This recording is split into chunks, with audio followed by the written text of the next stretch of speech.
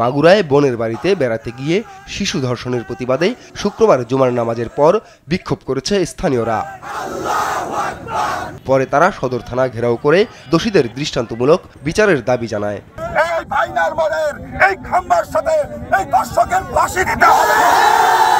এই শিশু ধর্ষণের সাথে যারা জড়িত তারা সকলকে কিন্তু অ্যারেস্ট করা হয়েছে। তো আমরা যেহেতু আজকে কোর্ট বা উকিল বার কোনো জায়গায় খোলা নেই, কোর্ট খুললে আমরা রবিবার হাইকোর্ট এবং উকিল বার ঘেরাও করব। এর আগে ধর্ষণের ঘটনায় শিশুটির ভগ্নিপতি সজীব হোসেনকে আটক করে পুলিশ। শুক্রবার সকালে তাকে আটক করা হয়, আর বৃহস্পতিবার রাতে বোনের শ্বশুর হিটু মিয়াকে আটক করে পুলিশ।